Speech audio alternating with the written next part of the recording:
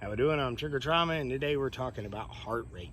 So, years ago when I went to paramedic school, they quoted us, which has been like 25 years ago. They quoted us, your resting heart rate should be anywhere from 80 to 100 beats per minute.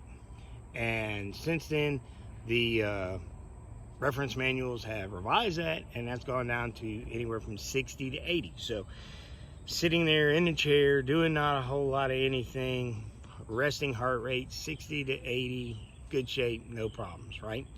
So then you have to be able to calculate your exercise heart rate, and in order to do that, you need to find out what your maximum heart rate should be. And there's two ways to find that out. And one way is go to a cardiologist and get a stress test done. They can do the physical stress test where they put you on a treadmill hooked up to a monitor and get you running on a treadmill and see where you can go with your heart rate to the absolute maximum without having any irregular beats, without having any issues with your blood pressure falling, any of that kind of stuff. And that they can determine it that way. The other way a cardiologist can do it is to put you on a table in a cath lab and inject drugs in you that chemically increase your heart rate and see where your heart rate goes from there without having, again, an arrhythmia, improper beats, blood pressure falling, that kind of thing, right? Yeah, I'd really rather not do that. And so the other thing you can use is a pretty standard vanilla formula. Cardiologists use this formula, physicians use this formula, which is to anticipate your maximum heart rate would take 220 minus your age. So if you use that formula, my maximum heart rate's 170.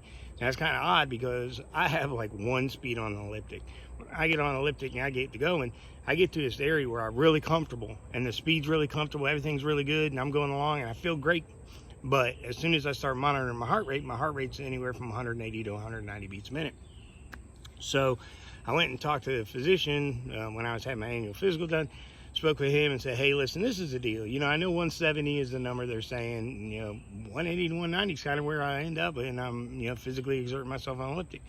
And he said, you're an overall healthy guy. You don't have any arrhythmias. You don't have any heart disease, but really not a good plan to do that long term as far as for long term health of your heart. You should probably try to land somewhere in that range, right? So how we find our range is we take a maximum heart rate, that 170 for me, because I'm 50, right? 220 minus your age, you get your maximum heart rate. And then we find out what 60% of that is and what 90% of that is. 60% of 170 is going to be 102. So according to all the literature out there and the studies out there as far as exercise go, when I hit basically 100 beats per minute, I'm in the low end, granted, but I'm in the range of exercise heart range, right? My high end at 90% is 153. And I've already told you guys that on an elliptic, I'll hit 180, 190, and feel good, not have any problem. Now, I do that for 20 minutes, half hour when I get off the elliptic. Sometimes I'm a little bit dizzy for the first minute or two, but again, 153 is supposed to be my top number, right? So I'm supposed to find an exercise that lands me somewhere between 100 and 150, basically.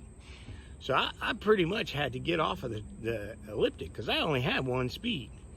And what I had to do was I had to go down to a treadmill. And on a treadmill, I can get to a place where I'm pretty comfortable. And to be honest with you, in the gym, I go, they have televisions hanging there, and I'll turn on something, and I'll watch television for a half hour or whatever, and get my heart rate into that 100 to 150. I normally land somewhere around the 120s, and I'll just keep that heart rate going for a half hour, sometimes 45 minutes, depending, and just stay in cardio exercise heart range for me. So it's important, and again, my physician, he's a good guy. He said, listen, getting on the elliptic here and there and getting yourself up 180, 190, you don't have any arrhythmias, you don't have any problems, you're a healthy guy. It's not going to be detrimental immediately.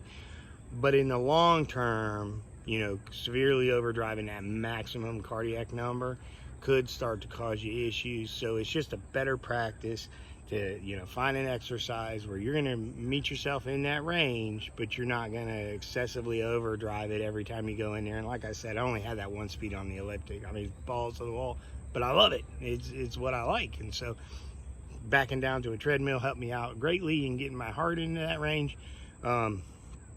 And so I'm pretty comfortable with that. And again, guys, I try to do everything under the guidance of a physician if possible, and you know, just kind of looking out here for longevity, looking for prolonged health. You know, what can we do to keep ourselves in the best possible shape for the long term, right? So if I'm trying to lose a few pounds, I'm trying to head more towards that 150 number. If I'm just trying to get a little bit of a cardio in, and I'm just, you know, I'm comfortable with where my weight's at the moment, and I just want to make sure I get my beats per minute in, you know, I'm down in that 100, 120 range. So you guys can play around in that range and figure out where you're comfortable and what works for you as far as fat loss, as far as feeling good about your cardio. Sometimes if I'm wanting to lose weight and I'm comfortable with that 120 range, I'll just go an hour and just do it longer. So you can not only play with the rate of your cardiac, you can play with the length of time that you're on there just expending energy and burning calories.